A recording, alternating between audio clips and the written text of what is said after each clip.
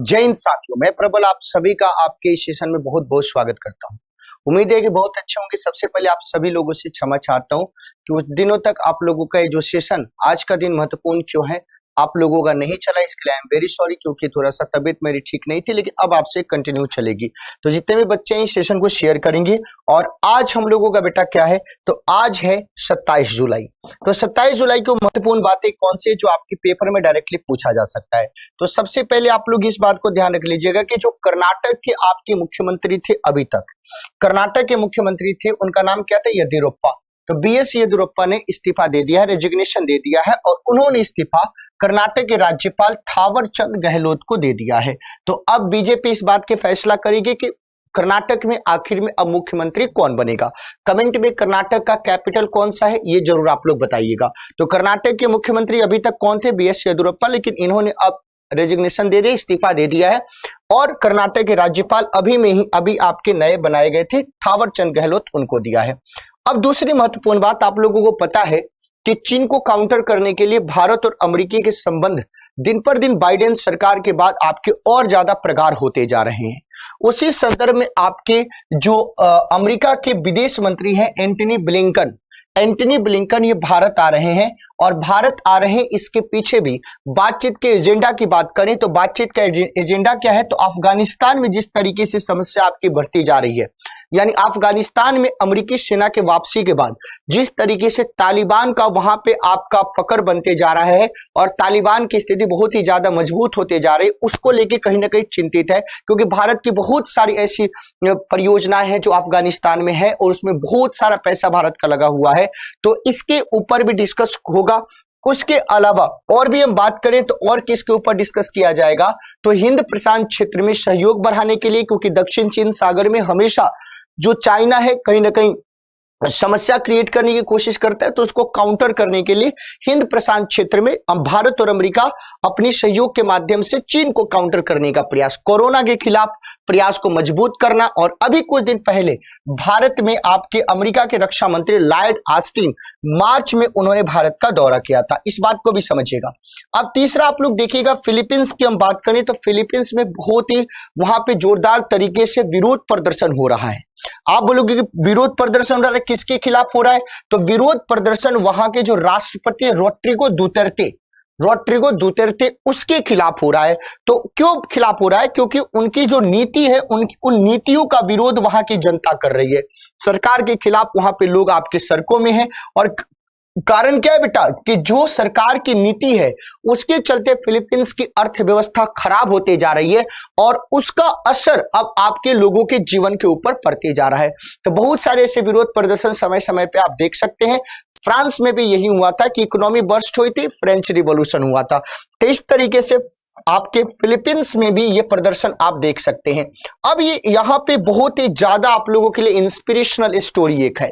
अभी आप लोगों का टोक्यो ओलंपिक 2020 चल रहा है, आप सभी लोगों को पता होगा। बहुत सारे बच्चों को कंफ्यूजन है कि 2020 नहीं 2021। मैं आपको बता देना चाहता हूं कि जो टोक्यो ओलंपिक 2020 है, लेकिन कोरोना के चलते एक साल लेट से शुरू हो रहा है, इसलिए बहुत सारे लोग 2021 इसको बोल देते हैं। लेकिन ध्यान रखिएगा, टोक्यो ओलंपिक 2020, इस टोक्यो ओलंपिक 2020 में बहुत ही बड़ा ऐतिहासिक आपकी एक जीत हासिल करी है और ऐतिहासिक एक उपलब्धि प्राप्त हुई है।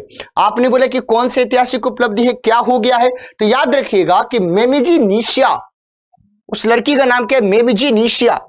अगर आपके अंदर किसी चीज के प्रति जुनून आ जाता है ना, अगर आप उसको करना चाहते हो तो दुनिया की कोई ताकत नहीं रोक सकती। आपके रास्ते में कांटे आएंगे, आपके रास्ते में मुसीबत आएगी, लेकिन अगर आप बढ़ते जाओगे तो आपका संघर्ष जितना बड़ा होगा, सफलता उतनी ही बड़ी होगी। इस बात को प्रूफ किया है जापान के मेमिजी निशिया ने। इन्होंने क्या कर दिया अचानक से ऐसा, तो ओलंपिक में गोल्ड मेडल जीतने वाली पहली महिला स्केट बोर्डर ये बन गई है। पहली महिला स्केट बोर्डर। स्केट तो आप लोग भी चलाते हो, स्केट बोर्ड आप लोगों को पता है ना कि जो रोड पे ऐसे घूमते रहती है, आप पैदल उस पे चढ़ सकते हो आराम से। तो स्केट बोर्ड जो आपका प्रतिस्पर्धा होता है, इसमें इन्होंने स्वर्ण पदक जीता है और ऐसा करने वाली ओलंपिक में ये प्रथम महिला आपकी बन गई है। स्केट बोर्डिंग स्पर्धा में 13 साल 330 दिन की उम्र में जापान की मेमिजी निशिया ने स्वर्ण पदक हासिल किया है। क्या हासिल किया बेटा? स्वर्ण पदक हासिल किया है। तो अब जैसे ही इन्होंने स्वर्ण पदक हासिल किया 13 साल 330 दिन में, उसके साथ एक इतिहास बन गया। अभी तक के जितने भी ओलंपिक हुए हैं उसमें ओलंपिक में सबसे कम उम्र में ओलंपिक पदक जीतने वाली दूसरी खिलाड़ी बन गई हैं। तो आप बोलोगे इसके पहले कौन थी? तो इसके पहले जो नीचे आपको फोटो में दिख रहा होगा 1936 में जो बर्लिन ओलंपिक हुआ था उसमें 13 साल 268 दिन की उम्र में मार्जोरी गेस्ट्रिंग, नाम क्या था उसका? मार्जोरी गेस्ट्रिंग ने महिलाओं की 3 मीटर स्प्रिंग बोर्ड ड्राइव स्पर्धा का स्वर्ण पदक इन्होंने जीता था। तो इस तरीके से इतिहास आप लोगों को देखना है। अब आप लोगों को ये चीज लगता होगा कि भैया मान लीजिए कि दो देशों के बीच में युद्ध हुआ, युद्ध होने के बाद अगर जो युद्धबंदी बना लिए जाते हैं उनको लोग बोलते हैं कि आप छोड़ क्यों नहीं रहे हैं? तो अगर हमने किसी को बंदी बना लिया, उसको हमने पराजित किया, तो छोड़ने का दबाव हमारे ऊपर क्यों बनाया जाता है? इसलिए बनाया जाता है कि बेटा एक रूल है जेनेवा कन्वेंशन, आज के दिन ही 27 जुलाई 1929 को ये आपके लागू हुआ था, मतलब इसको इंप्लीमेंट किया गया था। ये जो कन्वेंशन है वो क्या है? तो युद्ध बंदियों को लेकर ये जेनेवा कन्वेंशन हुआ था। इसमें टोटल 97 आर्टिकल्स आपके शामिल थे। वर्तमान में 194 देश इस कन्वेंशन को मानते हैं और ये 19 जून 1931 से लागू हुआ था। इस जेनेवा कन्वेंशन के अंतर्गत ही जो बंदी आप बनाते हैं, इसमें बंदियों को युद्ध के बाद तुरंत आपको रिहा कर दिया जाता है।